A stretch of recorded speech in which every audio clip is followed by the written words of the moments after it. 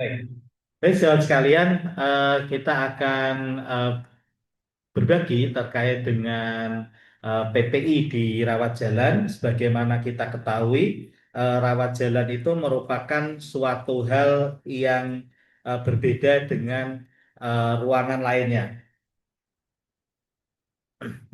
Kenapa berbeda? Karena di rawat jalan, karakteristik pasiennya tentu saja adalah karakteristik pasien yang dia pertengahan. Dia bisa nantinya lari ke gawat daruratan, dia bisa lari ke rawat inap, atau dia bisa lari ke unit lainnya. Gitu. Saya melihat ini ada pemaksaan rupanya ya. Baru mau duduk langsung didorong sama temannya ke depan. Terima kasih untuk yang mendorong gitu ya. Memang harus begitu ya. Sebetulnya boleh saja loh. Duduk ini ya sofa juga banyak ini space yang masih kosong. Baik, jadi kita menyebut rawat jalan itu adalah outpatient ya atau ya perawat jalan. Ya. Jadi ini adalah jumlah pasien rawat inap dibandingkan rawat jalan. Jadi kalau kita melihat dari data-data ini, ternyata jumlah rawat inap dibandingkan rawat jalan lebih banyak mana? Rawat jalan. Kenapa? Mengapa?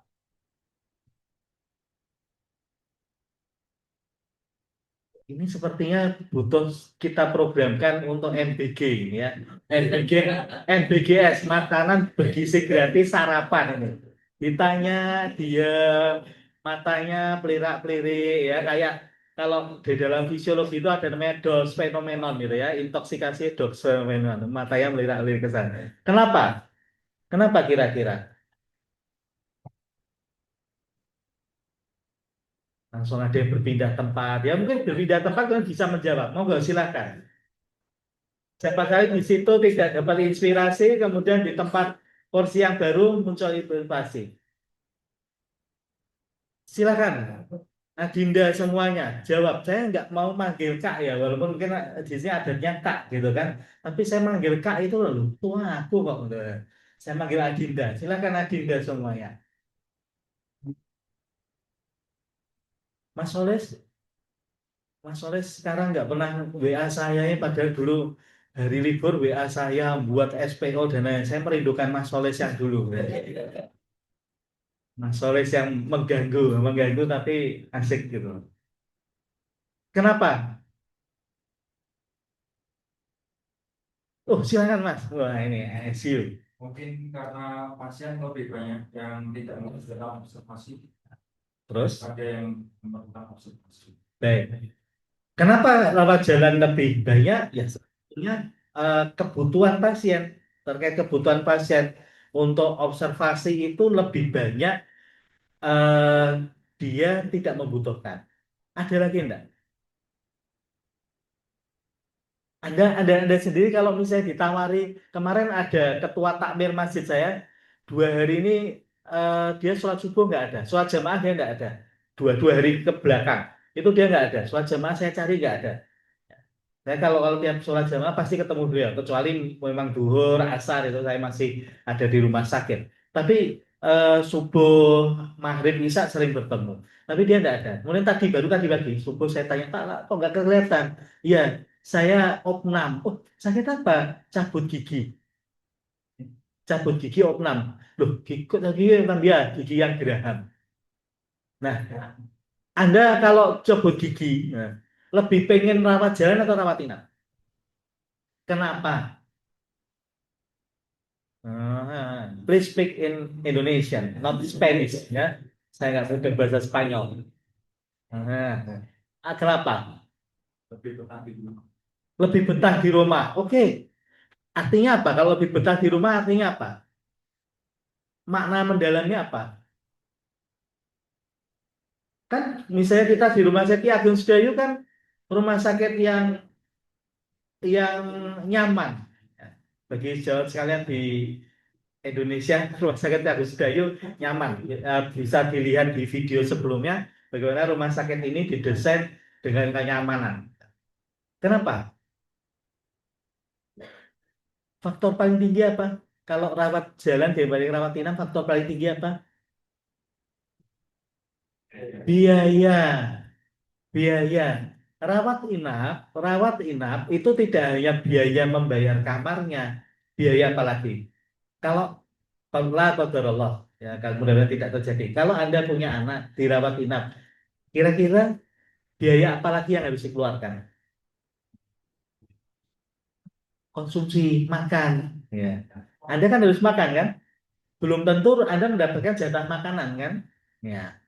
Kalau di sini ada hanya kelas tertentu ya, Mbak, Mbak anu mana? Gizi mana? Nah, di sini kan hanya tertentu ya, yang hanya VVIP. Kalau Anda eh, V V very apa VIP itu sekarang apa? Very important person ya. Heeh. Kalau Anda ada VIG gimana? Very important jelata itu gimana? Nggak dapat tuh gimana? Kan Anda harus cari makan sendiri. Makan sendiri di sini aja belum banyak tempat makan. Nek gak bakso ya geprek gitu. Untung saya seminggu sekali ke sini. Jadi rasanya masih masih bisa saya variatif gitu ya. Ya, itu kan perlu pertimbangan ya. Kemudian apa? Terkait dengan teknologi. Dulu namanya orang mau bedah, bedah jantung misalnya, vaskuler, itu betul-betul torako, apa membuka torak, tuh apa istilahnya, ya, pembukaan torak. Tapi sekarang sudah menggunakan melalui apa femoralis, menggunakan femoralis yang namanya teknologi MAZE, MIS itu kan itu ya kayak main labirin itu. Jadi dia masukkan ke situ. Saya tahu itu karena dulu saya diminta menjemput tamu dari Jepang namanya Prof. Kazumasa Orihashi dan dia ahlinya MIS itu. Saya jemput kemudian dia bercerita banyak terkait itu. Tapi saya nggak minat jadi bedah vaskuler gitu, karena rumit gitu. Walaupun menurut dia semua sudah pakai robotik. Nah, karena ada teknologi itulah maka kita sudah tidak perlu rawat inap. Dan alat diagnostik sekarang sudah lebih canggih ya. Kita bisa menggunakan apa? Belum saya. Kita belum apa sudah menggunakan di selanjutnya gitu kan. Ya sudah menggunakan semacam CT scan, kemudian MRI, laboratorium juga otomatis. Pak Syarif, laboratorium masih pakai sahli nggak Pak? Oh sudah. Nah, tapi sahlinya masih sering disebut-sebut nggak Pak? Masih di dalam doanya. Oh malah sahlan hilang maja atau sahlan gitu ya, mudahkan ya Allah, langsung pencet cetit dah langsung keluar ya kan. Alatnya otomatis kan sekarang udah nggak pernah ngaduk-ngaduk lagi, nggak pernah sentrifuge gitu. Jadi sudah nggak ada ya alat aduk-aduk dan lain-lain nggak ada ya, semuanya pakai mesin. Nah itu yang menyebabkan apa lebih cepat ya. Kemudian obat-obatan modern sekarang memungkinkan penanganan penyakit kronis seperti hipertensi, diabetes ya. Cukup nanti kontrol berkala ke laboratorium dan kalau kita lihat semuanya ini kalau kita hitung persentasenya lebih tinggi yang rawat jalan. Ini di Amerika. Ini kan lambangnya CDC, Center for Disease Control and Infection ya, Control Disease Prevention and Infection ya, CDC. Itu semuanya rawat jalan. Oleh karena itu rawat jalan memang memang membutuhkan eh, apa perhatian. Khusus ya kalau pasien itu kemudian memakai kan kita belum nih BPJS. BPJS. Apa ciri khas BPJS? Kalau nanti rawat inap ciri khasnya apa? Plafon. Nah, waduh ini sudah mepet plafon dokter. Nah, jangan lama-lama. Ya. Kalau dulu saya tidak tahu mungkin zaman Adinda semua enggak ada itu istilah itu. Atau ada yang angkatan kelahiran 80-an enggak ya? Itu dulu ada namanya CBSA, cara belajar siswa aktif gitu. Tapi sering kita kita plesetkan, cepat dari salah awan gitu ya. Terus kita plesetkan lagi, cepat gali salah ambiar kalau BPJS ya. Kalau sudah masuk plafon harus cepat-cepat pulang. Nah, itu yang memungkinkan kemudian untuk penekanan biaya. Dan selain itu juga ada rujukan berjenjang. Rujukan berjenjang masih ada enggak ya? Masih ya. Jadi kalau bisa di praktek puskesmas dan lain-lain. Itu yang solusinya di situ sudah tertangani ya sudah selesai. Ya. Dan itu nanti akan mengurangi length of stay atau lama rawat inap sehingga akan terjadi efisiensi. Kemudian eh, mayoritas kunjungan terus terang ada rawat jalan dan jumlah tempat tidur rumah sakit terbatas. Saat ini di rumah sakit Ki Ageng Sedayu berapa pas jumlah tempat tidur? 100, 104. VVIP-nya berapa? Hah? VVIP 2, dapat. Ya, baik. Nah, ini ada kerangka PPI di rawat jalan. Kita nanti yang masuk PPI-nya ya. Kerangkanya intinya adalah pencegahan, prevensi, kemudian surveillance dan monitoring, kemudian meminimalkan exposure, paparan. Jadi kalau bisa pasien jangan terlalu banyak tebar pesona, jangan terlalu berlama-lama bersama-sama. Ya. Kemudian penanganan terkait dengan lingkungan, ya, ventilasi, pembersihan permukaan, pemisahan area bersih dan kotor, ya, disinfeksi, kemudian sterilisasi dan disinfeksi tingkat tinggi, kemudian terkait dengan edukasi dan pencegahan komunitas, pencegahan untuk penyebaran di komunitas. Ya, ini semua nanti mengacu pada CDC ya. Jadi ini tabel ini saya terjemahkan dari CDC dan ada juga dari BRI kolaboratif fokus area. Monggo nanti kalau misalnya dari eh, tim rawat jalan akan mengadopsi ini silahkan. Nanti saya berikan dokumen aslinya ya. Nah, ada yang namanya KLB. Apa KLB? Nah, ini apa? Jadi luar biasa. Bener deh, ini habis ini saya suratin Pak Prabowo. Pak, ada daerah, Pak, di sini kayak butuh makanan bergizi gratis.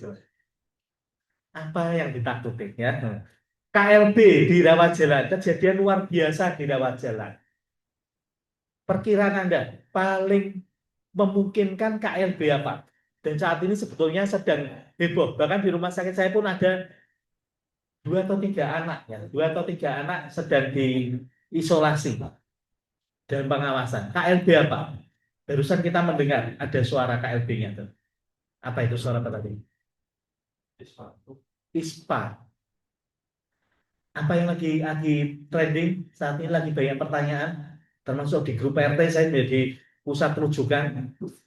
Saat kemarin juga konsultasi disertasi malah juga promotor saya menanyakan itu. Ini maksudnya apa ya? Loh, minta diterangkan. Apa? Influenza? Oh ya kan, sini belum belum KLB-nya belum masuk sini. Influenza tipe A. Sudah mendengar belum? Belum. Oh, di TikTok belum ada. Kalau saya kan lihat berita, mungkin Anda lihat TikTok. Kayak influenza tipe A, gitu ya, sedang eh, beberapa orang menanyakan itu. Nah, ini paling paling mudah menyebar. Kenapa kalau mudah? Kenapa ISPA, influenza tadi itu, kenapa paling mudah menyebar? Airborne, ya, karena airborne. Udara itu tidak tidak tampak, tapi dia bisa menyebar lebih luas. Nah, eh, KLB ini cukup banyak tata udara, kemudian juga terkait dengan injeksi nantinya, terkait dengan sterilisasi yang tidak tepat. Nah, ini adalah KLB di rawat jalan. Pertama adalah faktor lingkungan. Faktor lingkungan ini ada terkait dengan ventilasi yang tidak memadai. Aceh hanya rendah, aliran udara tidak terarah. Dan alhamdulillah di rumah sakit ini saya lihat untuk rawat jalannya pun aliran udaranya sudah terarah. Betul ya Mbak Titis? Ada yang kenapa? Ya, meja pemeriksaan tidak langsung menghadap AC ya. Jadi arah udara dari yang sehat ke yang sakit gitu kan, bukan dari yang sakit ke yang sehat gitu. Kalau yang sakit ke yang sehat nanti kasihan dokter, kasihan perawatnya ya. Pasiennya berobat ada 5 masuk ISPA semua, infeksi flu biasa, dokter perawatnya keluar TBC gitu ya. Karena yang masuk umpan itu. Kemudian rata-rata ventilasi tidak memadai, itu yang menjadi faktor lingkungan, kemudian ruang tunggu sempit dan padat tanpa pemisahan pasien infeksius. Ruang tunggu kita sebetulnya kalau ruang tunggu di rumah sakit ini bentuknya berupa koridor. Dikatakan sempit tidak, dikatakan luas sekali juga tidak. Tapi ada yang membuat keunggulan di ruang kita. Apa keunggulannya? Kenapa? Poli-TB terpisah. Tapi kita bisa melihat poli-TB ini melalui apa? Jendela. Nah, jadi kalau kita melihat ini berupa koridor, di situ ada jendela, sinar matahari masuk. Panas tidak sinar matahari masuk? Panas nggak? Panas. Tapi di situ ada pendinginan. Nah, nanti sinar matahari masuk ini pengadaannya pas keluar. Nanti sinar matahari yang masuk itu bisa dikurangi, ya, bisa dikurangi dengan peneduhan atau kacanya diberikan barrier. Bukan pakai kaca hitam, enggak. Dia kan seperti itu, tapi dia dilapisi lagi yang dia bisa menyerap panas. Gitu. Ada pelapisnya. Kemudian eh, penataan yang tidak ada exhaust di ruang pemeriksaan. Di tempat kita ada exhaust. Kemudian penataan rawat jalan tidak mendukung alur bersih dan alur kotor. Nah, itu yang menyebabkan persoalan di faktor lingkungan. Kemudian faktor manusia itu petugas dan pasien. Jadi ini yang nomor 2, faktor manusia itu petugas tidak patuh terhadap hand hygiene. Hand hygiene ada berapa langkah? Ada 6. Ya, ada 6. Masih ingat semua atau begitu selesai akreditasi buyar lagi. Nah, kemudian petugas tidak menggunakan APD. APD di rawat jalan yang bisa kita pakai apa? Masker. Selalu tersedia masker di ruang rawat jalan, selalu tersedia, selalu tersedia. Masker apa saja yang tersedia di situ? Yang tipe apa? Baik, N95 ada tapi untuk TB. N95 itu sebenarnya kita sebut sebagai masker respiratorik, ya, masker respirasi. Kemudian petugas datang bekerja dalam keadaan sakit, flu, batuk, atau demam. Masih ada yang seperti itu? Kenapa? Kenapa kok tetap bekerja di saat flu? Profesional.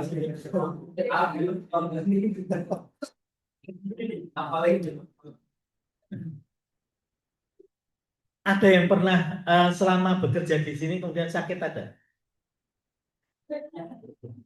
Kok banyak ya? Siapa eh, yang di sampingan Mbak Asih, Mbak siapa? Padahal dirawat inap toh? Ada di mana? Oh, di ICU. Panjenengan pernah sakit selama udah di sini?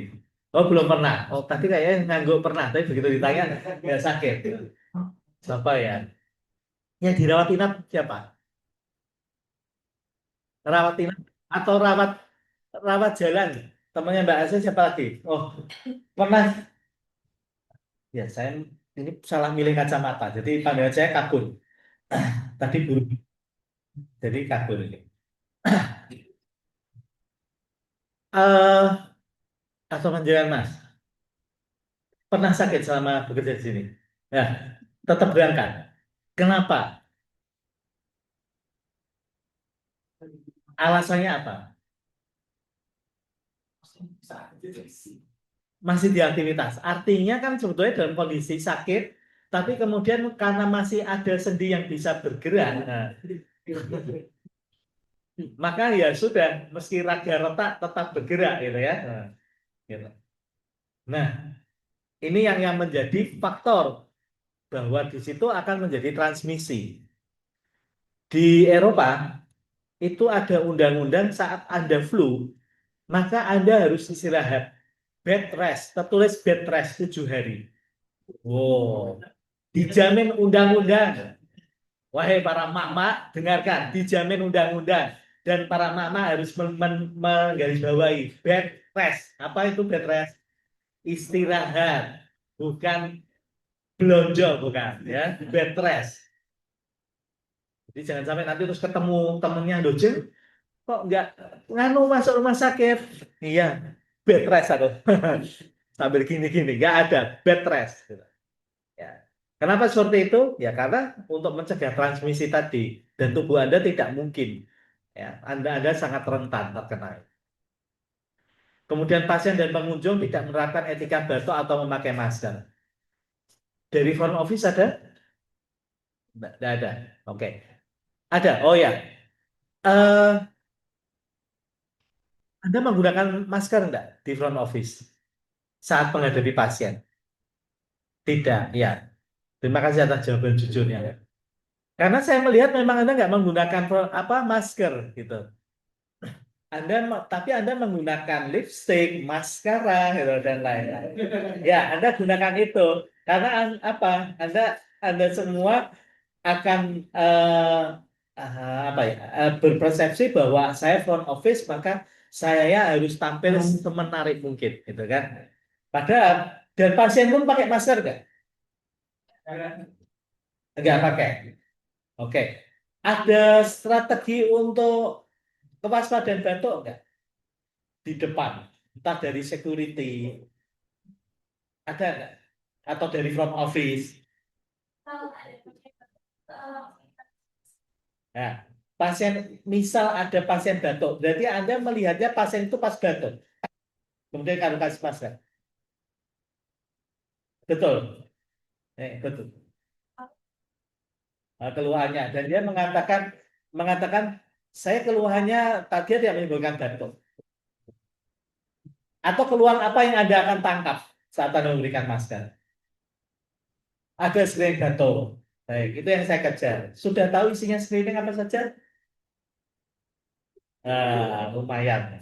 Nanti di sesi berikutnya akan bicara screening itu ya, checklistnya. Jadi saya berdiskusi um, sebelum acara ini mulai, ada baiknya mungkin screening itu masuk ke dalam IMR ya untuk medical recordnya, sehingga tadi apa Mas? Sebelum terscreening, Oh, apa ya? Belum kalau screening belum ke isi otomatis nggak tersimpan atau oke, screening belum terisi maka tidak akan tersimpan. Kemudian faktor prosedural yang nomor 3. Prosedural itu bicara terkait dengan eh, triase yang tidak efektif. Nah, ini terutama di IGD. Tadi mana ya? Saya lihat bosnya IGD tadi. Yang di mana bos IGD? Oh, ada pasien. Ya. Hanya di IGD itu komandannya selalu pakai baret gitu ya. Dia menggunakan topi. Kemanapun saya lihat pasti pakai topi itu. Menunjukkan bahwa dia seorang komandan IGD. oh, Ya, triase tidak efektif. Pasien dengan gejala infeksi bercampur dengan pasien umum. Nah, inilah yang mungkin nanti dengan pola tempat duduk kita, tempat tunggu pasien rawat jalan yang dia berupa koridor, maka di situ bisa kita mencoba nanti mempertajam untuk pemilihannya. Kemudian adanya jadwal disinfeksi permukaan yang tidak teratur. Eh, di rawat jalan sudah ada penjadwalan disinfeksi? Belum ada. Apa itu disinfeksi? Ya, itu di belakang itu ada perkumpulan mak-mak ya. Mak-mak berempat, 1, 2, 3, 4. Apa beda disinfeksi dan antiseptik? Ya, nah kan saya lihat isinya meriang gitu loh, sampai Pak Salim aja diambil nggak diajak apa. Ya, apa itu disinfeksi?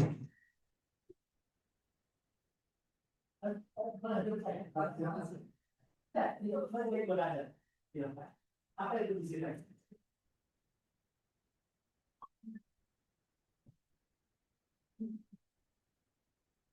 Satu, dua, tiga, silakan. Apa itu disinfeksi?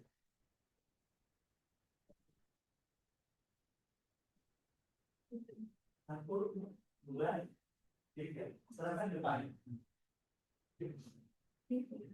Apa itu disinfeksi? Satu, dua, tiga, silakan pada saya. Itu cara kita untuk meredam pemberontakan, gitu ya. Jadi saya kalau dulu mengajar mahasiswa begitu, kalau rame itu saya udah bawa sesuatu lah, saya bawa silver queen, saya bawa apa. Kalau kamu bisa jawab, saya kasih ini, kalau enggak, ya itu. Disinfeksi adalah proses untuk bahasanya tuh mensuci hamakan, ya mensuci hamakan atau mengurangi mikroorganisme di permukaan yang bukan permukaan hidup, permukaan mati. Kalau antiseptik ada permukaan hidup, contohnya cuci tangan. Tangan kita ini cuci tangan itu ada permukaan hidup. Nah, itu yang kita sebut sebagai antiseptik. Ya. Nah, itu berarti belum harus dibuat penjadwalan, mungkin dibuat, tolong saya nanti notulen ya, ditulis dari rawat jalan, Mbak Titis, sebagai outcome-nya adalah terkait misalnya disinfeksi stetoskop, disinfeksi nebulizer, itu harus tersosialisasikan. Apalagi kalau dokter habis pakai stetoskop, termasuk dirawat inap, pakai stetoskop, kemudian didisinfeksi. Ya. Termometer juga ya. Limbah medis, tisu, masker, jarum itu tidak ditangani dengan benar. Itu menjadi eh, penyebab transmisi infeksi di rawat jalan. Kemudian terakhir faktor manajemen dan tata kelola. Tidak ada tim surveillance PPI rawat jalan. Mungkin nggak rumah sakit kita ini ada tim surveillance PPI rawat jalan? Belum mungkin. IPCN mau sitok iki tok. IPCN-nya cuma satu tok ini. Ya, tapi ya mungkin saja kalau panjenengan itu jam kerjanya bagaimana? Jam 8 sampai jam 3. Ya, jam 8 sampai 3 itu terus muter ke seluruh rumah sakit atau bagaimana? Di sini. Oh, sebagian membuat laporan, sebagian itu. Nah, ini yang nanti harus terjadwal. Sudah punya IPCLN? IPCLN-nya ada berapa? Oke. Nah, berarti menggunakan IPCLN. IPCD siapa? Dokter Ate. SPPK. Lah, ketua PPI-nya? Udah boleh. Ketua PPI, ketua PPI adalah ketua PPI lain dengan IPCD, gitu. Makanya saya kemarin nanya, IPCD-nya sudah ada belum, gitu. Tapi ternyata sudah ada. Saya sudah pernah berpikir, oh sudah ada ya. Siapa ya? Kalau saya belum pernah melihat IPCD muter, gitu. Dokter Hasim ada lawan IPCD tidak, dok? Enggak. Saya berpikir sekaligus saya muter, saya IPCD gitu. Dan juga strukturnya itu. Karena untuk ketua se- eh, dulu saya pernah menjadi sebuah IPCD di sebuah rumah sakit. Itu ada ketua PPI-nya penyakit dalam, karena beliau punya kesibukan dengan COVID, beliau nggak mungkin muter. Kemudian saya muter. Terus beliau merasa waktu itu saya sudah cukup lama ketua PPI, akhirnya saya PPI, saya ngangkat IPCD gantian. IPCD-nya nggak pernah nongol, gitu, nggak pernah muter, gitu. Jaga malam, gue dokter umum habisnya. Akhirnya saya ketua PPI, tapi saya mau lakukan tugas IPCD juga. Gitu. Jadi IPCD itu dia muter, nanti bisa kalau mau digabungkan, termasuk PGA, Mas Abu Subur terkait dengan PPRA, ketua PGA-nya siapa? Ketua PPRA-nya siapa? Ketua PGA-nya belum ada. Oke, ada lowongan lagi dong. Nah, hah? Dirangkap ya. Nah, sekali muter saya akan itu nanti saya ajarin untuk PGA-nya sekalian itu. Ya, itu. Oke, nah ya, enak ya, pakai paket hemat kayak gini nih. Nah. Ya, itu itu namanya passion, karena seneng gitu, karena seneng, karena oh iya ini pasien, kalau saya kunjungi pasien itu saya servis ke pasien, jadi tidak asal bekerja, gitu ya. Percuma kalau hanya asal bekerja, tapi ini ada hal-hal yang lebih besar dari itu. Ya, ini adalah matriks risiko KLB di unit rawat jalan. Saya coba buka ya matriksnya. Ya, jadi ini silahkan nanti eh, bisa diklik. Oh, enggak ada di saya di sini ya. Eh sudah ada belum filenya? Di WA sempat saya ini kan di WA. Oh, tapi kalau udah ada enggak apa-apa. Nanti saya berikan. Jadi saya sudah menyusunkan matriknya. Jadi di situ misalnya jenis KLB-nya yang pertama saya tulis infeksi pernafasan. Ya, itu mulai penularan lewat droplet, aerosol, nah penyebabnya apa? Karena ventilasi buruk, ruang tunggu padat, sebenarnya masalah-masalah tadi yang sudah disampaikan, etika bato, dan levelnya adalah high. Jadi levelnya ada low, medium, dan high gitu. Nah, kita berikan yang high, level risikonya tinggi, sehingga apa nih pengendaliannya seperti screening triase pasien batuk, ventilasi harus disesuaikan, edukasi masker dan lain-lain. Saya eh, saya kembali ke ini ke slide ya.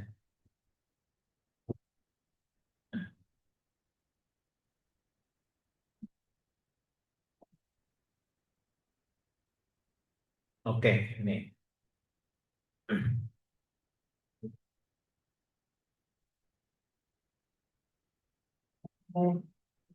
Ya, kemudian eh, terkait high itu bagaimana? High itu yang frekuensi tinggi dampaknya berat. Ini harus segera pengendalian audit PPI mingguan minimal, kemudian kalau yang sedang atau medium itu frekuensinya sedang, dampaknya sedang, pemantauan rutin dan edukasi petugas. Kalau yang rendah, frekuensinya rendah, dampaknya ringan, pengawasan berkala dan dokumentasi. Ya, jadi eh, ventilasi. Nah, ini adalah ventilasi. Jadi eh, ventilasi itu ventilasi itu yang baik. Ini tidak hanya bicara rumah sakit aja sebetulnya, atau fasilitas puskesmas, klinik, tapi di rumah kita juga harus diatur seperti ini. Jadi rumah yang baik itu adalah rumah yang udaranya selalu berganti. Berganti itu adalah kuncinya, ada yang datang dan ada yang pergi. Ada yang masuk, ada yang harus keluar. Cross ventilation ini adalah yang masuk, kemudian dia mendorong udara kotor yang keluar. Bisa juga model yang stuck ventilation. Stuck ventilation itu masuk dari beberapa arah, dan ini di biru ini biasanya udara dingin. Udara dingin seperti AC itu secara fisika udara dia selalu mengendap ke bawah, udara panas selalu menguap. Nah, yang di atas ini diberi ventilasi seperti ini. Ya. Nah, kalau yang seperti ini, single sided ventilation, hanya satu seperti ini, biasanya hasilnya tidak maksimal. Karena dia mendorong seperti ini belum tentu dia akan keluar dengan otomatis. Bahkan ada yang tersisa, dia masuk ke dalam. Nah, kalau ventilasinya tidak memadai, ACH-nya rendah, aliran udaranya tidak terarah, atau tidak ada exhaust fan, ya, terutama di ruangan tindakan, maka CO2-nya akan menumpuk. Ya. Dia CO2-nya akan menumpuk sehingga apa yang terjadi saat seseorang berada di lingkungan kerja seperti panjenengan, di lingkungan kerja tapi kemudian terlalu banyak CO2 menumpuk, udaranya tidak mengalir dengan baik. Apa? Kenapa? Ngantuk. Ngantuk. Oke, betul. Di sini ada yang ngantuan enggak? Ya, saya sih selama di sini saya belum pernah melihat sejak Mas Dodi ngantuan. Oh, repot. Infection Prevention Control ngantuan. Nah, IPCN ya, contoh. Eh, Anda di sini pernah lihat saya marah nggak? Gebrak-gebrak. Nggak pernah. Di tempat lain saya marah. Ikut dilanggar apa itu saya nggak. "Ini maksudnya gimana ini? Manajemen pun kena gitu. Tapi saya melihat di sini enggak. Kenapa? Satunya adalah fungsi fungsi ruangan tertata. Mau enggak mau saya mengamati kadang di sini kita melihat tata bangunannya pun enak. Anda kan tidak pernah di sini kan tidak ada ruangan jendela pasien yang langsung nempel keluar kan nggak ada. Seperti membuat kotaan di tengah kemudian di sekitarnya lorong gitu kan. Sehingga tapi orang masih bisa melihat keluar gitu. Ya. Dan selain itu panjenengan memang bekerja masih on the track gitu ya. Nggak aneh-aneh. Pertahankan. Nah, ini adalah tadi ruang tunggu. Ini saya berikan. Ini ruang tunggu di sebuah rumah sakit seperti ini. Ada komentar nggak? Sakila sebagai non medis, secara legal, konstitusional, ini sekarang orang legal. Melihat kondisi seperti ini gimana? Crowded, ada orang yang kursi roda, ada sebelah-sebelahnya. Belum kalau gitu kemudian ada anak kecil rewel. Di sini pasang pen, tulangnya senut-senut, sampingnya anak kecil rewel. Mending nek rewel, apalagi kalau yang pennya keluar, dipikir mainan, mau ditarik-tarik. Wah, sudah. Nah, oleh karena itulah semuanya harus teratur, termasuk misalnya ini di dalam denah ada entry, ini ada waiting area family, ada waiting area female. Tempat tunggu untuk perempuan, tempat tunggu untuk yang female. Ini misalnya satu satu areanya adalah area untuk khusus dengan tema ibu dan anak. Kalau rumah sakit dengan tema seperti itu, nah ini ada untuk publik akses. Nah ini poli-polinya ada di situ. Di sini saya jendela. Itu contohnya seperti itu. Hand hygiene juga. Tadi ini sebetulnya mengulang apa tadi persoalannya. Hand hygiene.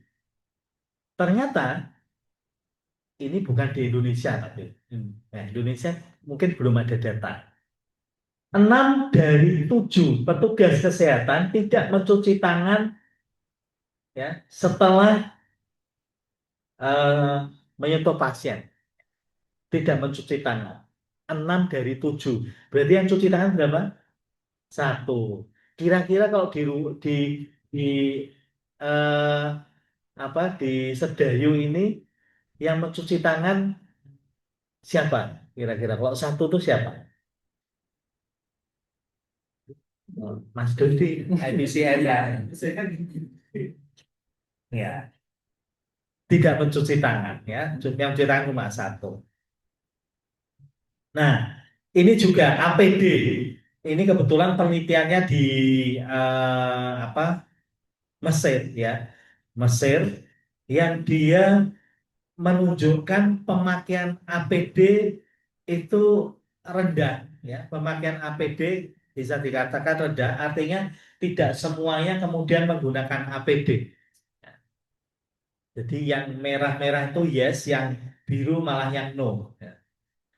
Nah, ternyata paling rendah eh, adalah menggunakan sarung tangan, ya. Menggunakan masker, ya itu kalau masker ini 50-50, ya, tidak semuanya. Kalau ini N95 paling banyak yang menggunakan. Kenapa? Kenapa begitu N95 kok ketatuannya sangat tinggi? Kenapa? Ketakutan, betul. Karena kalau pakai N95 berarti pasiennya apa? COVID, TB, MDR, gitu kan. Nanti apa SARS, MERS-CoV, yang betul-betul, aduh, ini saya kalau masuk ke situ, itu aja masih masih ditambahi masker N95 dipasang, habis itu pakai masker bedah, ya, pakai masker kain, pakai Google, pakai face shield, gitu.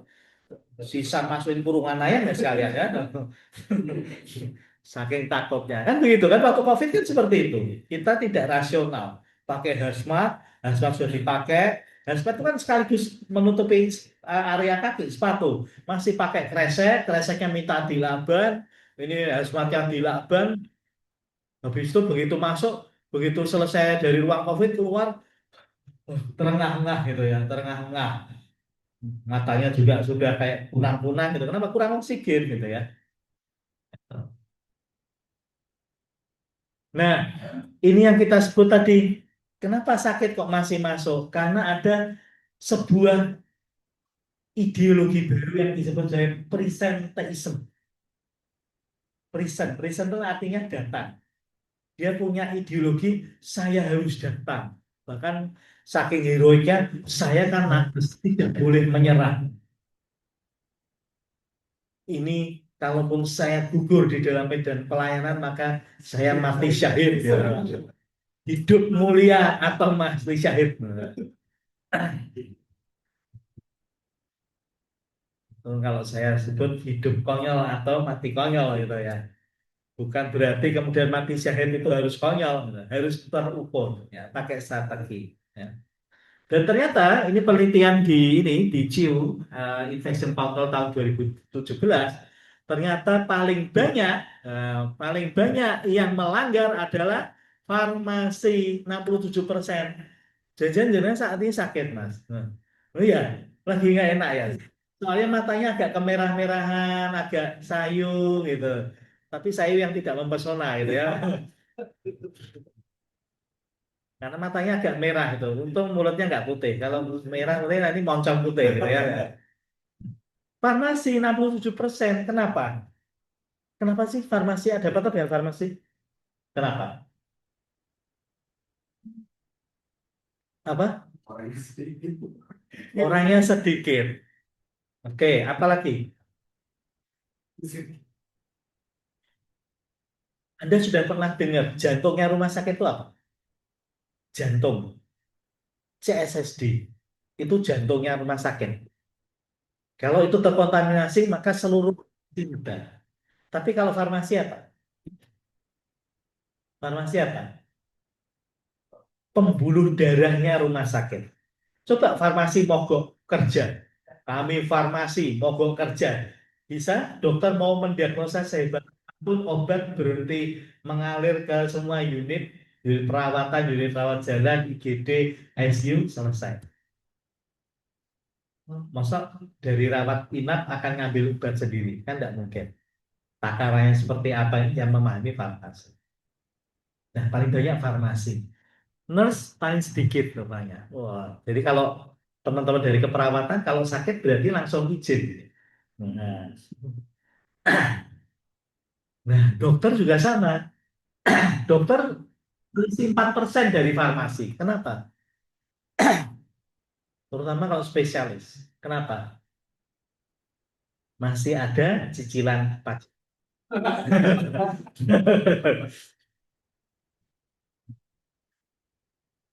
Karena karena waktu COVID seperti itu. Ya, waktu COVID di awal-awal itu nggak sedikit, bahkan bisa nggak dikatakan nggak ada yang terjun ke COVID. Saya yang terjun ke COVID. Berkali-kali saya pulang sore, kadang mau pulang nggak jadi, nginep di Kudus. Waktu itu kan saya di Kudus, yang nginep di situ. Kadang terus nanti malam datang ke rumah sakit lagi gitu. Tapi kemudian muncul keputusan presiden insentif bagi nakes. Wah, mulailah banyak spesialis yang bersedia. Dek, kayak kesel ya, Dek ya. Udah tak gantikan saja, udah tidak apa-apa. Loh, ada apa? Saya itu waktu itu belum nggak, begitu nggak. Oh, alah, ada tunjangannya sekarang. Oh, pantesan, gitu ya. Ya. Etika batuk. Batuk yang benar adalah menggunakan tisu seperti ini atau menggunakan lipatan atau menggunakan masker. Boleh nggak batuk begini? Nggak boleh. Kenapa nggak boleh? Kena kangan umat. Kecuali boleh, kecuali apa? Hah? Kecuali apa? Kecuali Anda Jadi bintang iklan Konidin. Konidin kan biar kelihatan batuk begini gitu ya. Nah, ini adalah saat triase ya. Begitu banyak hal yang harus diaudit. Ini namanya adalah ini apa namanya apa ini namanya? Orang itu ini apa namanya? Seperti ini nih, fishbone. Siapa sih ngomong? Pak Arif ya? Fishbone. Saya fishbone. Nah, fishbone inilah yang harus dilihat. Kenapa sih di triase sering tidak efektif ya? Karena ini ada misidentifikasi, lingkungan yang hektik, terkait dengan emosional, terkait dengan apa stres, kemudian supply-nya terbatas. Ya, ini nanti akan decision-nya tidak efektif. Nah, ini tadi disinfeksi terjadwal. Disinfeksi tadi apa? Pembersihan pada mana? Benda mati. Ada beberapa mekanisme. Yang pertama adalah kita sebut sebagai pattern or bonded antimicrobial surface. Pernah mendengar promo pakailah pintu kami. Pintu kami ini antibakteri. Pakailah meja kami. Meja kami ini untuk rumah sakit Bapak Ibu sudah antibakteri, korden antibakteri. Pernah mendengar itu? Emangnya di pintu kita dilapisi antibiotik? Enggak. Tapi mereka kalau ditanya kenapa antibakteri mereka bingung. Ya. Dan ini jawabannya. Ya. Jadi eh, terkait dengan tether or bonded antimicrobial surface yaitu permukaan dengan zat antimikroba yang diikat secara permanen. Jadi nanti ada sistem pengikatan di sini di yang poin A itu ya. Jadi zat antimikroba ini senyawanya dilekatkan secara kimia, jadi mengandung zat kimia yang kemudian saat eh, mikroba ini menempel, maka dia akan kontak, dia langsung dari permukaan yang terlapis, dia langsung nempel di permukaannya mikroba. Ya, contohnya ada permukaan meja operasi atau pegangan pintu yang di situ mengandung senyawa kation namanya, senyawa kation. Jadi di permukaan meja Anda, meja operasi itu dia mengandung itu, di pegangan pintu juga mengandung itu, tapi tidak akan menempel ke tempat kita karena memang dia diciptakan untuk menempelnya ke dinding mikroba. Kemudian ya apa ya seperti ini ya, seperti eh, dilapisi racun gitu ya, permukaan dilapisi racun. Tapi racun itu tidak akan tertiup angin kemudian menyebar ke udara. Kemudian yang kedua, ini ada device impregnated antimicrobial suppress. Jadi device ini biasanya ditempeli ada lapisan perak, perak, perak yang untuk perhiasan itu, tapi kemudian eh, diletakkan di situ. Dan lapisan ini nanti dia mengeluarkan seperti halnya sabun. Jadi kalau terusap oleh bakteri, dia akan mengeluarkan zatnya itu, ion-ionnya dia akan keluar. Kemudian ada yang melapisi yang hampir mirip ya coating. Coating itu dia melapisi juga, hanya menempel tapi tidak terlepas lingkungan, sama seperti halnya tadi yang A. Ya, itu seperti cat juga yang kemudian dia mengandung disinfektan. Kemudian yang D terakhir ada intrinsic antimicrobial surface. Itu yang bersifat antimikroba. Ini juga sama, dia seperti pelapis ya, yang bakteri tidak akan bisa menempel di situ. Jadi seperti eh, daun talas, tahu daun talas? Ya, kalau kena air kan dia tidak akan membasahi daun tersebut. Ya. Nah, ini yang nantinya untuk pembersihan rutinnya, ya pembersihan rutinnya yang di bawah itu establishing a clinical schedule. Kalau untuk instrumen kecil-kecil, stetoskop, termometer, ini setiap habis penggunaan dia dilakukan pembersihan atau disinfeksi. Kalau yang eh, lebih besar, ya, yang lebih besar itu setiap hari dan yang selalu tersentuh, ini misalnya eh, eh, apa namanya, kalau orang menggunakan kursi roda itu dia selalu menyentuh itu, maka dia secara reguler dibersihkan. Atau pegangan rambatan di rawat jalan itu kan, di rawat jalan kita ada rambatan kan, itu harus secara reguler dibersihkan. Ya, ini ya contoh-contohnya ada termometer, stetoskop, otoskop, itu eh, setelah penggunaan itu eh, termometer, kemudian setiap hari stetoskop itu juga sebetulnya setiap saat setelah penggunaan.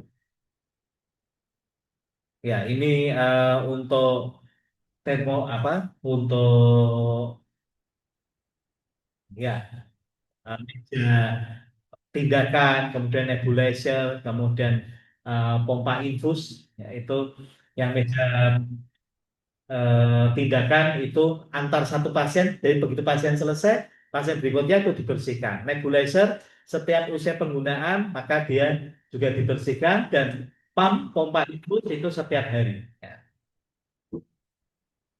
Ini kasus yang pernah saya ikuti ya dan dipresentasikan. Mudah-mudahan ada yang apa dari RSUD Bangil, mohon maaf, nyuwun pangapunten. Ini karena kasusnya terekspos di media massa, jadi sudah bukan rahasia lagi terkait dengan limbah medis yang terpapar. Tapi ini kasusnya panjang, jadi dia tidak punya sarana pengelolaan limbah sendiri. Ke pihak ketiga, PT Pria, Pria itu singkatan apa ya, Persada apa saya lupa. Ah, sayangnya PT Pria ini overload dia untuk ini di Jawa Timur itu overload untuk penanganan dan limbahnya konon masuk ke air tanah sehingga mencemari pemukiman. Tapi kemudian setelah saya analisis sebetulnya PT Pria ini sudah limbahnya sudah teratur dan tidak melanggar ketentuan dari Kementerian Lingkungan Hidup dan jarak dengan perumahannya juga apa masih di jarak yang sudah terpenuhi kaedahnya. Nah, tapi dari sini kita belajar bahwa limbah tidak boleh terakses begitu saja dan limbah harus terbagi-bagi, ya, termasuk di rawat jalan. Kapan limbah hitam? Itu non infeksius. Kuning untuk infeksius. Ungu untuk sitostatika. Sitostatika itu apa? Obat kemo. Apa itu obat kemo? Bahayanya. Apa? Radiasi. Radiasi. Jadi ungu itu warna radiasi. Oh, ini warna-warna ungu nih. Hah? Oh, warna janda. Serem sih janda itu pakai ungu. Ungu itu kalau di eh, Katolik itu kalau nggak salah perjuangan atau kalau saya tidak salah ya, karena saya kuliah di Unika Sudio Pranoto, saya pernah tanya ke salah satu romo itu, kok warnanya ungu kenapa? Gitu. Dan saya beberapa kali atribut yang lain. Coklat itu farmasi, nah ini farmasi yang lagi berdiri, dia walaupun warna ungu, ya, tapi yang coklat malah yang dua ini, ya, yang dua ini pakai coklat, itu farmasi. Kemudian radiologi warnanya merah. Kalau putih, putih apa? Kresek warna putih berarti, hah? Indomaret, ya, bukan. Nah, tim dirawat inap. Nah, ini kalau ini di rawat inap, sudah jelas lah rawat inap ini dengan IPCN, dengan apa manajer keperawatannya, dengan farmasinya, oke lah rawat inap. Nah, kalau tim rawat jalan belum ada. Ini BE tim. Adinda semua tahu BE tim enggak ini? Enggak tahu ya.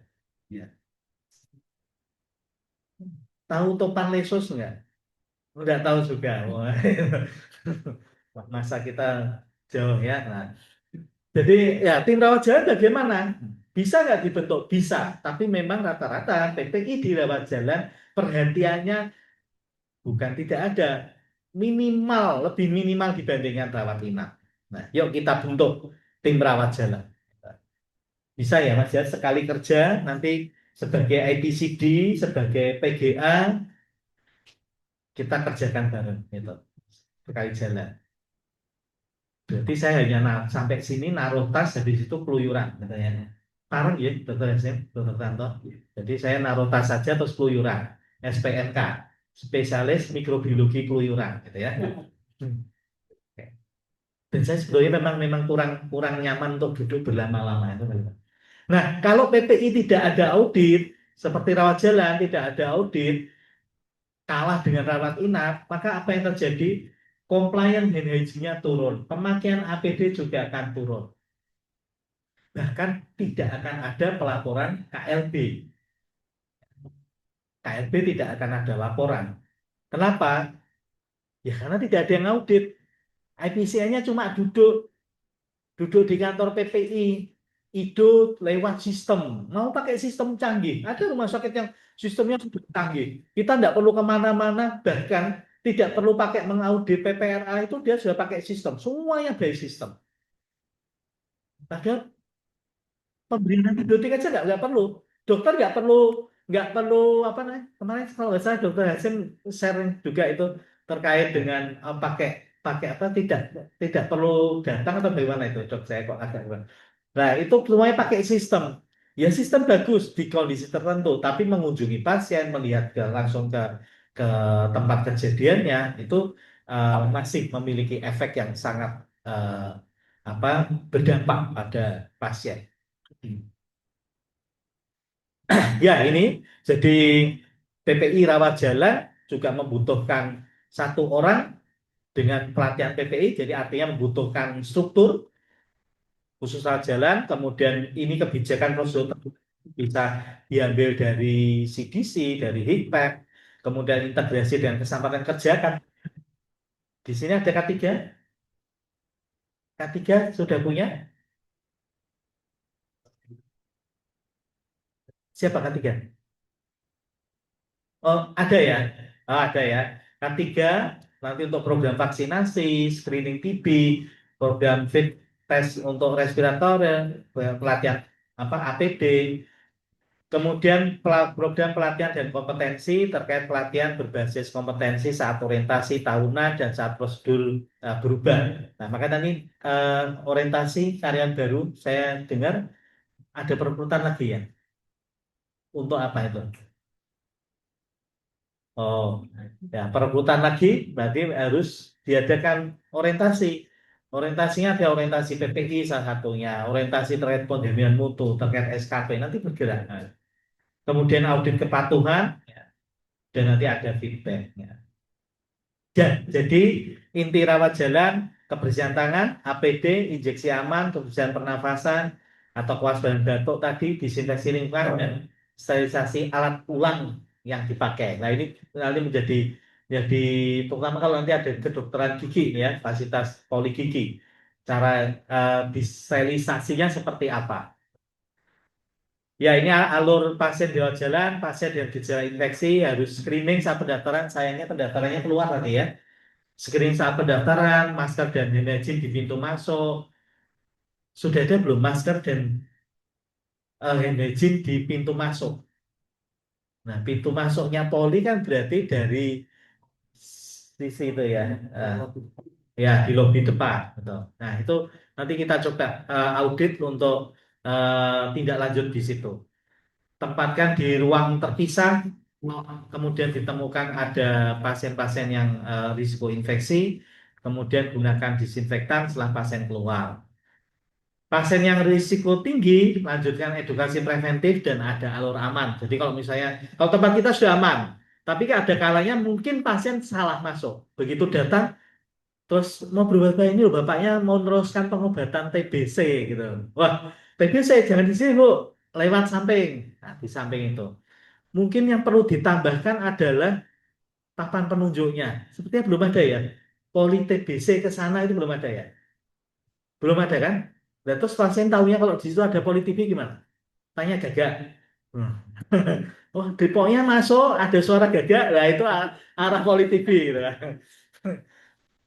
Loh kok ke Gagak kenapa? Karena orang TB itu rata-rata batuk, suaranya serak. Gagak suaranya serak juga. Itu namanya cok gali cok. Digali-gali cocok gitu ya.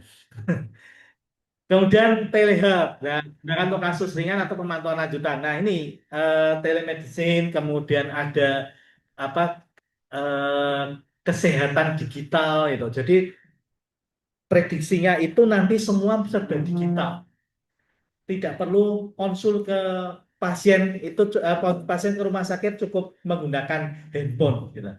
Nah, itu nanti seperti jalan tol. Dulu jalan tol, kalau masuk jalan tol tuh ada petugas tolnya. Sekarang kan semua tinggal tap kartu. Bisa jadi nanti panjenengan ada work from home.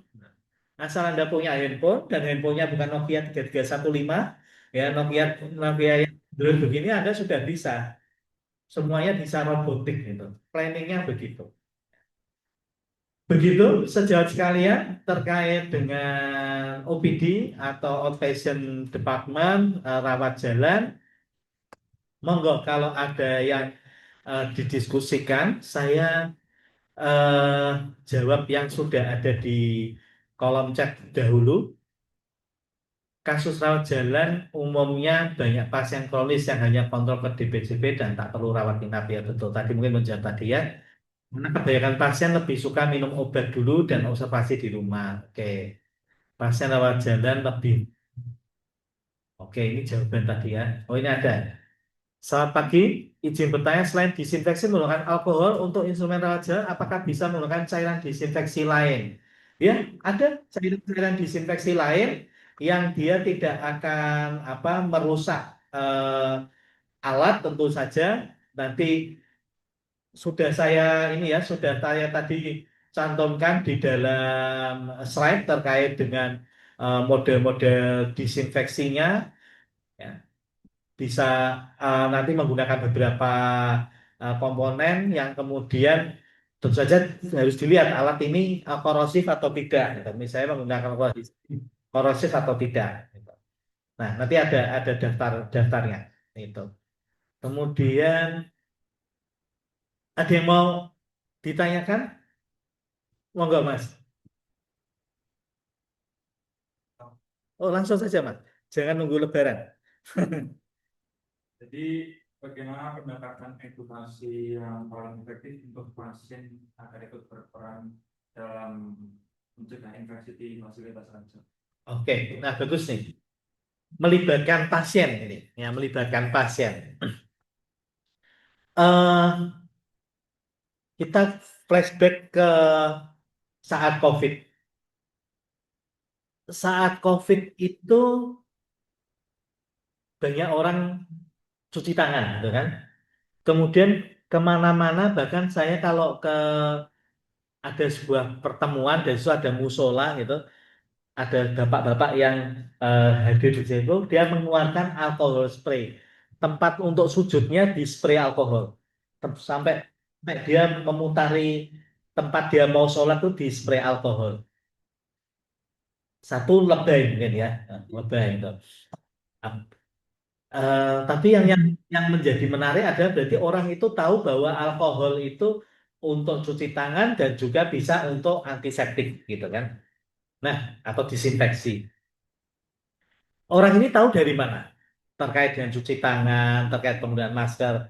Tahu dari edukasi. Saat itu pemerintah betul-betul mengedukasi. Bahkan bisa dikatakan semua lini media, baik cetak, kemudian elektronik ataupun media berupa digital, itu semuanya dia mengedukasi cuci tangan, terkait tanda-tanda penyakitnya dan lain-lain. Nah, oleh karena itu, ini yang dari front office sudah nggak ada wakilnya.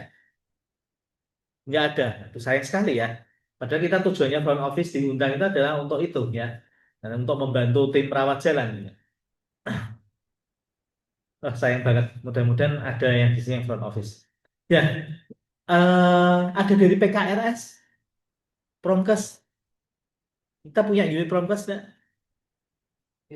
Ya, dari Promkes, dari PKRS, nanti bisa. atau habis ini kita kayaknya harus ketemu nih Mbak Titis, kita pengennya itu setiap ada persoalan kita bantu, misalnya ini rawat jalan kan, kemudian ada solusi yang langsung bisa diterapkan. Jadi tidak hanya hanya presentasi begini saja.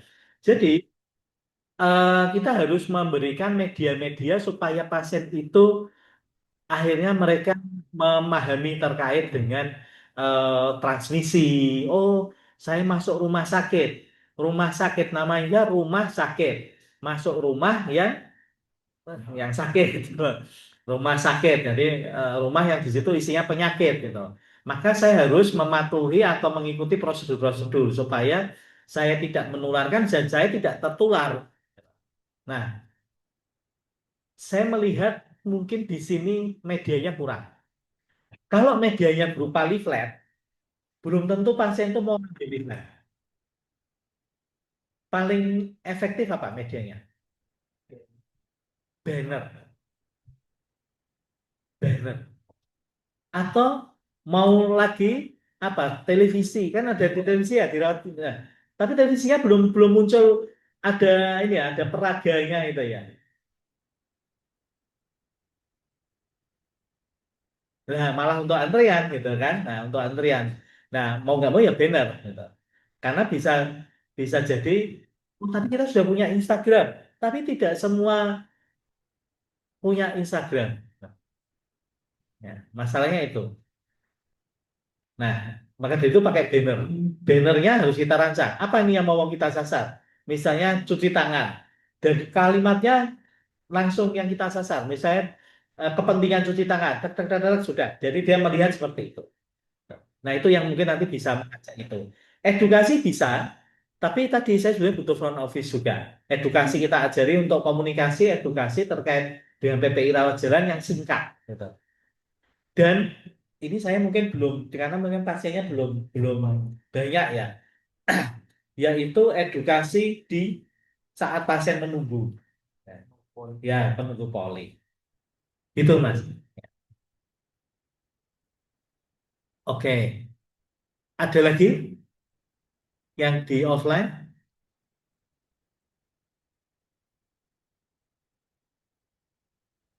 Sunyi, senyap, bilang. Nanti dapat MBG-nya 2 kali. Sarapan sama makan siang. Ya.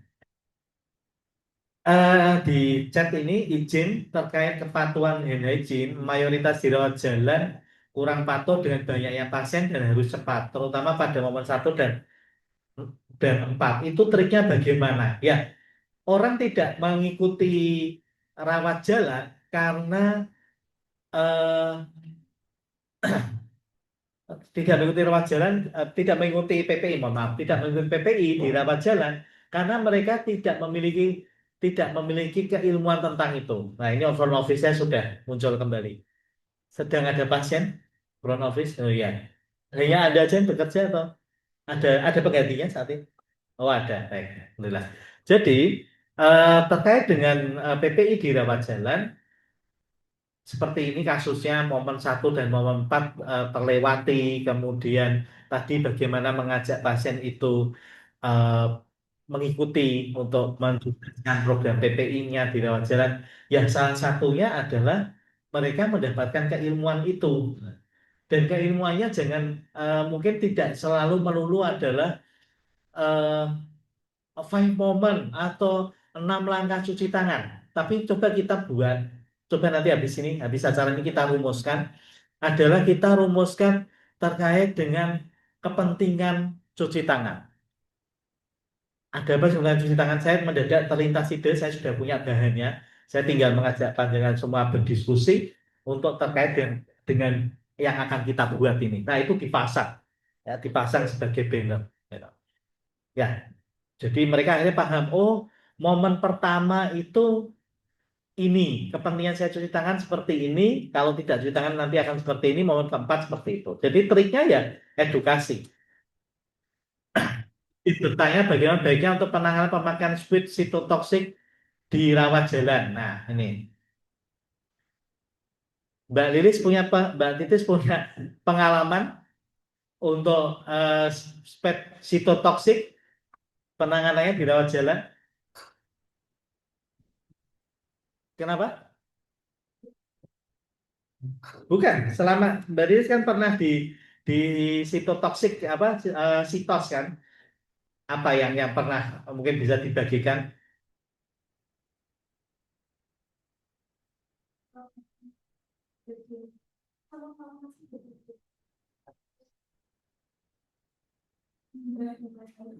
Baik, terkait limbahnya. Berarti ada warna apa tadi sitotoksik? Ungu. Sudah ada ungu ya. Berarti kresek warna ungu. Ya, terkait dengan sitotoksik ya sama pemakaian speed sitotoksik di lewat jalan ya. Kita memberikan penanda bahwa ini spek pasca sitotoksik. Kita kasih penanda warna ungu. Gitu. Ada lagi pertanyaan untuk perhitungan ACH dengan C ruang rawat inap dengan terpasang AC dan jendela kadang dibuka kadang ditutup. Nah, kalau ini teknis sekali ya, ini yang pertanyaannya teknis terkait ACH karena ACH itu harus menghitung ventilasi dan lain-lain. Sejawat bisa masuk ke video di channel YouTube saya sudah menjelaskan terkait dengan ACH dan ada contoh kasus penghitungannya. Monggo. Kantong plastik warna coklat di apotek, apakah semua jenis sampah apotek atau sampah tertentu? Sampah farmasi. Kalau kerdusnya obat, ya nggak usah pakai warna coklat. Sampah farmasi. Farmasinya cuma satu saja. Atau ada lain, teman farmasi? Oh, enggak ada. Sampah farmasi yang digunakan. Jadi misalnya pasca apa bekas vial gitu, sampah farmasi. Karena kami masih tersimpan di kantong warna hitam. Warna hitam itu apa tadi? Sampah domestik. Nah, kerdusnya obat masuk ke kerdusnya untuk injeksi masuk ke sampah hitam tidak masalah. Izin dokter bagaimana ini dari RSUD Sudarso Pontianak. Pontianak belajarnya kemana? Pekalongan, ya, sama-sama P. Bagaimana baiknya untuk pengaturan ventilasi atau sirkulasi udara di ruang tunggu pasien rawat jalan? Untuk pengaturan ventilasi harus dihitung, ya. Ventilasi nanti Zat bisa melihat di apa video saya terkait ventilasi harus dihitung sumber ventilasinya di mana harus menggunakan anemometer. Ingat, anemometer bukan untuk menghitung ACH. Anemometer untuk menghitung velocity atau kecepatan untuk apa meter per secondnya. Nah, nanti dimasukkan ke rumus, silakan nanti lihat rumusnya, kemudian nanti dihitung dan ini sudah sesuai atau belum. Syukur kalau bisa kemudian aliran udaranya dideteksi. Ini alirannya turbulen atau laminer ke arah mana. Sehingga dipastikan semua nakes di rawat jalan terlindungi dari aliran udara yang mengandung mikroorganisme. Untuk plastik tempat sampah di area toilet menggunakan warna apa? Ini ada pertanyaan dari Rumah Sakit Hasan Cikampek. Warna apa? Adinda semuanya? Di toilet. Plastik tempat sampah di area toilet. Ini toilet umum mungkin ya. Kalau toilet umum kuning, kuning, hitam boleh ditaruh gitu. Kenapa Anda kuning? Toilet kenapa kuning? Toilet umum, kenapa kuning? Kenapa? Apakah kenapa nggak merah? Pas kencing ternyata kencingnya mengandung radioaktif. Oh. Pasca makan udang di mana itu daerahnya Jawa Barat ya? Jawa Barat ya, makan udang yang mengandung radiasi. Kenapa kok kuning? Kenapa? Setuju nggak kuning? Kenapa? Nggak kenapa kok kuning? Sama yang dihasilkan dari uh, matahari itu mayoritas kotor kan. Nah, artinya di situ kalau dimasukkan di plastik hitam itu tidak sesuai karena yang dihasilkan bisa jadi infeksius. Terima kasih. Ada yang di tempat kita ada kuningnya atau cuma hitam? Kuning, baik. Ya, saya berpegang pada bahwa yang di kamar mandi, toilet. Nah, kalau begitu di toilet Anda di rumah ada plastik warna kuning nggak? Lah kok enggak? Kok enggak? Padahal misalnya saya sedang sakit, gitu. Kenapa enggak kuning? Ya. Jadi kalau warna plastiknya itu bisa kita memandang dari dua hal.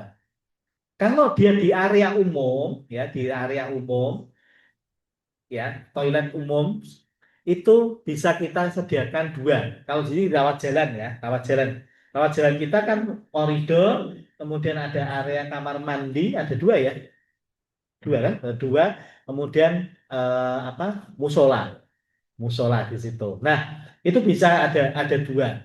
Tergantung kalau dia misalnya di situ kemudian dia eh, apa ya misalnya dia bawa bawa inilah bawa orangnya sangat higienis kemudian membawa apa sabun misalnya jadi setelah dari kamar mandi kan tidak ada disediakan sabun kan atau dia bawa sikat gigi misalnya dia mau periksa gigi Mas saya tadi saya habis makan mau periksa dokter malu lah kalau ternyata di sini ada apa ada bekas-bekas makanan dia sikat gigi dulu pakai pasta gigi yang kecil gitu pasta giginya loh kok habis dibuangnya ke kuning enggak kan ke hitam dia masuk ke hitam tapi kalau kemudian misalnya pasien itu pasien anak diare mau berobat ke rawat jalan dulu dia bawa pampers termasuk edukasi ya usul saya kalau kemudian ada anak begitu mau periksa apa kan ditanya dulu kan oleh nurse ditanya dulu kemudian oh, ini diare gitu.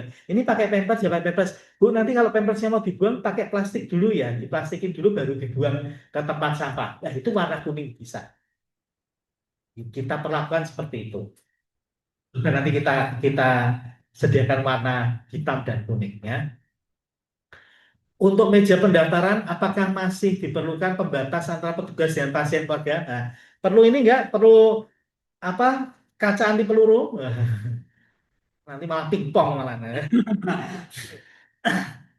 tidak perlu dan itu lucu gitu ya kalau lagu Jawa itu apa namanya lucu-lucu batok gitu ya seluput-seluput batok lucu gitu kenapa lucu itu kan maksudnya untuk menghindari droplet dan airborne daripada misalnya segini ini masih udara dia bisa naik ke atas dan jatuh ke situ nah kenapa ada barrier gitu jangan ada batas antar kita kecuali mungkin rumah sakitnya syar'i sekali gitu ya ini pembatas tapi warna hitam dan dokternya periksa gini Assalamualaikum Mufti namanya ini ya Mufti ya nah, sakitnya apa Mufti ini mah namanya mau ta'aruf gitu ya nah, oke jadi nggak perlu batas-batasan begitu ya itu sisa-sisa pandemi yang menurut saya lucu bahkan saya lihat di masjid tempat kami di perumahan kami itu khotibnya pun di mimbarnya dikasih itu dikasih pembatas seperti itu. Ya. Terkait di audit rawat jalan tadi cukup 6 poin pada PT rawat jalan. Adakah yang lainnya juga dok? Ya, silakan kalau ada yang mau ditambahkan. Tapi itu hasil membaca saya dari CDC, dari beberapa pedoman itu yang diambil ya 6. Monggo silakan kalau mau ditambahkan. Bagaimana menghadapi petugas yang ngeyel terkait kepatuhan kebersihan tangan? Ya. Wah, ini mau diceritakan ngeyel ini mau dijawab pakai cara Pekalongan atau cara wah, kalau di Pekalongan biasanya gimana, Mas? Kalau yang ngeyel-ngeyel gini, cekel, nah, terus ajak ke PLTU gitu ya. Ya, eh ya ngeyel itu kan satu karena memang belum punya ilmunya. Kemudian ada orang-orang yang ngeyel dengan mengatasnamakan gelar. Contohnya, Anda mengingatkan saya, dokter mohon maaf, eh, dokter belum cuci tangan. Loh, Anda nggak tahu siapa saya? Saya ini Prof. Dokter Ridho Wahyutomo, Magister Asseto, CHRA, Visua. Itu. Ya dokter saya tahu, tapi dokter nggak punya gelar yang paling mulia di muka bumi. Apa itu? Radhiyallahu anhum. Gitu. Nggak ada. Sampai Allah menyebutkan di Quran. Dokter nggak punya gelar itu. Ya. Nah, paling paling banter gelar kita apa nantinya? Almarhum. Nah, profesor ini nah, tapi nanti kan waktu meninggal kan pakai tolong kemarikan jenazahnya gitu kan nggak ada kan Mas nanti jadinya tolong dokter profesor dokter itu dibawa ke sini kan nggak ada kan nanti jangan manggil saya tolong jenazahnya ke sini kan ya yang ngeyel itu bisa jadi karena hal-hal seperti itu karena ilmu atau memang dia tertutup dari keilmuan. Ya, yang penting kita sampaikan. Bagaimana kalau pasien 100 harus cuci tangan 200 kali. Nanti kebanyakan pakai handap kulit bisa rusak. Dan waktu habis buat cuci tangan. Ya Allah, cuci tangan tuh berapa abad sih? Berapa lama? Hendra pakai alkohol berapa lama? 20 sampai 30 detik. Bukan D, bukan hari. Bukan 20 sampai 30 hari kan? Ya Allah, gitu. Lah bang, orang scroll handphone ini aja bisa berjam-jam, loh. Ya, bisa berjam-jam. Masa cuci tangan aja menghabiskan waktu gitu. Nah, dan bagaimana kalau kebanyakan pakai handrat kulit bisa rusak? Ya bisa kalau handratnya isinya pertalite sama spiritus gitu ya. Iya, ini ada biasanya alasan. Saya sudah berada di dunia PPI, udah ya. Nanti saat Anda makin lama, saya sudah lama di dunia PPI. Ini kalau kamu nyuruh saya cuci tangan terus ini rusak nih kulit saya, tangan kulit saya. Padahal di dalam handwrap itu sudah ada pelembutnya. Coba nih Mbak Safna pulang itu. Dia, gimana suamiku gitu. Kamu kok makin halus saja sih kulitnya cuci tangan gitu. Oh, lain kali jangan ini sayang, jangan dicuci tangan aja, muka juga digini kan. Wah, halus semua. Nah, kalau itu pemborosan. Hah? Oh, ngeyalan. Ngeyalan gitu ya. Nah, saya rasa itu perlu perlu lagi edukasi. Izin dok materi tentang PPI rawat pasien TB tentang ventilasi bisa dibaca di mana? Di channel ada di channel YouTube. Ya. Kayaknya penting nih nanti rumah sakit ini usul saya punya channel YouTube. Sama ini kan Instagram kan? Ya. TikTok ada? Saya nggak ngikutin TikTok soalnya. Ya. Pembalut yang terkontaminasi darah dibuang ke tempat sampah hitam atau kuning. Yang mana kalau pembalut? Kuning. Ya. Di toilet hanya ada tempat pasang sampah dilapisi plastik hitam dari sebuah rumah saya di Pekalongan. Main ke sini dong. Nah, kan ada kuning juga kan? Apakah perlu disediakan 2 tempat sampah? Ya, 2 tempat sampah.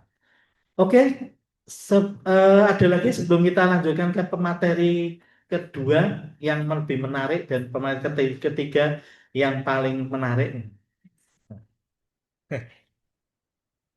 Ada yang mau disampaikan? Enggak boleh. Oh, lanjutkan mau masuk? Mau ini? Ya, mau. Terima kasih dokter untuk materi-materinya. Menarik sekali untuk di ruang tunggu poli. Biasanya kalau nanti kita sudah berbicara, insya Allah kan banyak Hmm. untuk intensitas orang. Jadi mohon izin untuk desinfektan sendiri bagi teman-teman CS itu idealnya kalau sehari 3 kali, berarti di luar jadwal itu idealnya berapa kali? Karena intensitas dengan laluannya banyak pasien di ruang tunggu itu kan bisa jadi menjadikan infeksi silang juga di area ruang tunggu. Mungkin gimana udah? Nah, infeksi silang karena pasiennya banyak padat. Jadi Nah, terus untuk desinfektannya sendiri idealnya untuk ada itu kalau gitu. ya, iya, ini kesulitannya adalah kesulitan di titik awal desain gitu kan, desain. Penumpukan pasien, proditnya pasien berarti ada proses memberikan eh, perkiraan perkiraan loadnya pasien menunggu ini dia kurang. Kemudian bisa juga karena memang ada faktor-faktor tertentu seperti misalnya ada tadi KLB sehingga cukup banyak pasien yang hadir gitu membutuhkan itu dan bisa juga dari sisi untuk penjadwalan pasien. Maksud saya penjadwalan itu nanti ada baiknya ada pasien-pasien itu kan kita ada sistem ini ya sistem apa pemberitahuan antrian nomor berapa mungkin nanti terjadwalnya di jam. Nah, silakan nanti datang di jam ini sehingga dia tidak lama ada di situ. Mungkin seperti itu.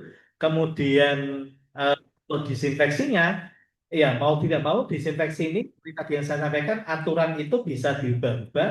Artinya kalau memang kemudian kondisinya berbeda dengan kondisi saat ini, ya berarti proses disinfeksinya bisa dijadwalkan lebih rutin lagi dengan personel yang lebih eh, lebih banyak daripada sebelumnya dan zonanya dibagi lagi. Gitu.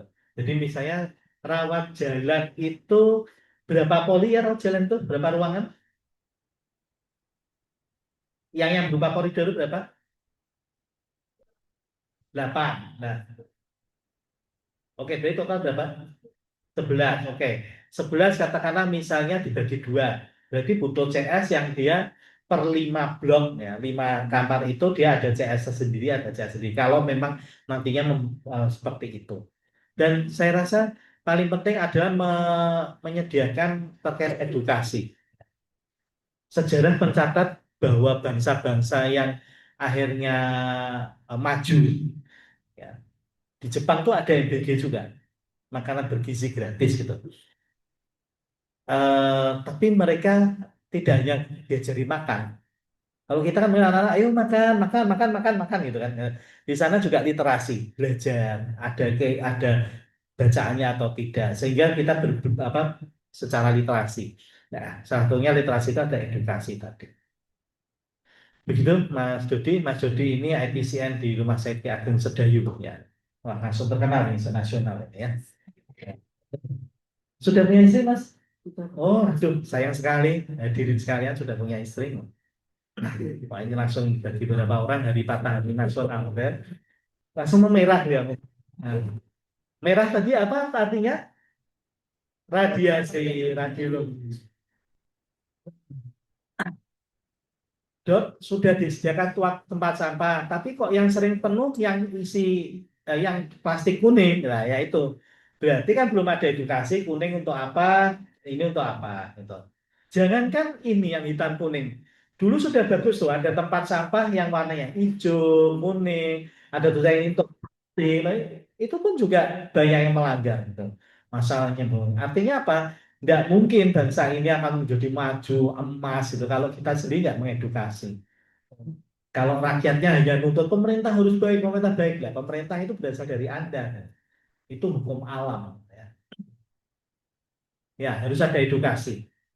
Dulu saat pandemi COVID ada petugas screening khusus dilakukan di pintu masuk. Sekarang sudah tidak ada lagi dok. Untuk kondisi sekarang apa? Nah, apakah harus dilakukan lagi? Iya. Jadi screening itu tidak hanya saat COVID. Kita tidak akan tahu loh. Dulu COVID muncul di Wuhan, China. Tapi bisa jadi nanti akan muncul mulai dari Indonesia. Bisa jadi harus ada. Apakah perlu dibuatkan lembaran checklist untuk pembersihan instrumen rawat jalan agar petugasnya konsisten? Sudah ada belum checklistnya? Belum ada. Nanti harus membuat. Ya silakan kalau sejawat dari rumah sakit mana ini? Rumah sakit Cahaya Sanggata. Kalau nanti buat kami dibagi ya. Setuju kan kita kita nyontek tempat lain boleh kan? Ya, boleh. Nanti dibagi ya. Karena selama ini saya yang sering membagikan di seluruh Indonesia. Kali-kali kita yang nunggu gitu ya.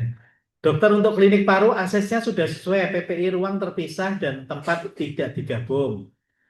Yang bermasalah di area daftar berobat pertama sekarang ini sudah melakukan daftar online, tapi yang jadi masalah pasien dan keluarga masih datang cepat dan tidak sesuai waktu. Mohon saran bagaimana mengubah pasien. Cara mengubah pasien ini tadi kan masalahnya mengubah pasien, edukasi. Mbak Asih tadi malam baca buku apa? Atau baca artikel kesehatan apa tadi malam? Atau ada yang dibaca nggak? Nggak ada. Oke. Siapa di sini yang sebelum tidur minimal membaca satu artikel kesehatan? Nggak ada. Ya, sudah, jangan mimpi. Mohon maaf ya, saya golput sejak dulu golput. Kita sudah dapat pemimpin seperti Pak Prabowo. Tapi jangan mimpi. Kita akan ke Indonesia emas itu kalau kitanya nggak mengemaskan diri kita. Namanya aja bangsa. Bangsa itu dari rakyat. Jangan mimpi. Ya kita akan begini-begini saja.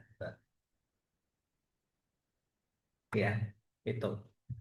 Jadi eh, seperti ini ya cara mengubahnya ya pastinya dididik. Nah, cara mendidiknya bagaimana? Panjenengan nanti juga harus dididik. Sekarang saya membuat slide ini. Saya buat slide ini, terus saya berusaha menyelesaikan pekerjaan saya dari manajer keperawatan, walaupun belum selesai.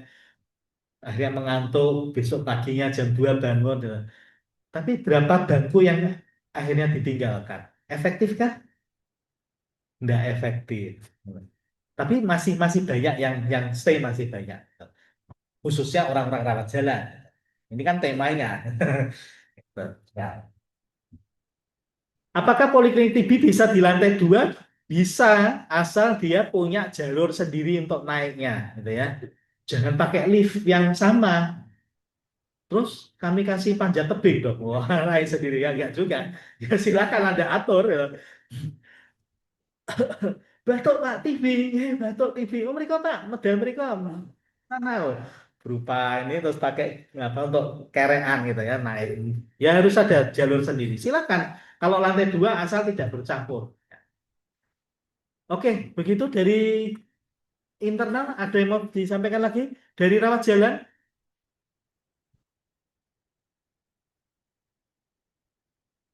Tidak ada. Baik, sejawat sekalian. Eh, Bila tidak ada pertanyaan lagi, eh, untuk materi saya sudah cukup dan mohon maaf bagi sejawat di dalam grup Zoom. Eh, yang akan saya sampaikan pada sejawat semua hanya yang berupa materi saya, sedangkan materi dari IPCN saya dan dari instalasi rawat jalan, mohon maaf untuk kepentingan kami internal. Mudah-mudahan bisa diimplementasikan, mudah-mudahan bisa menjadi keberkahan bagi kita dalam pelayanan kita, dalam sumpah kita yang pernah kita ucapkan sebagai tenaga kesehatan, Patria es Humanidad, tidak ada kebangsaan selain dari kemanusiaan. Terima kasih, mudah-mudahan bermanfaat. Assalamualaikum warahmatullahi wabarakatuh.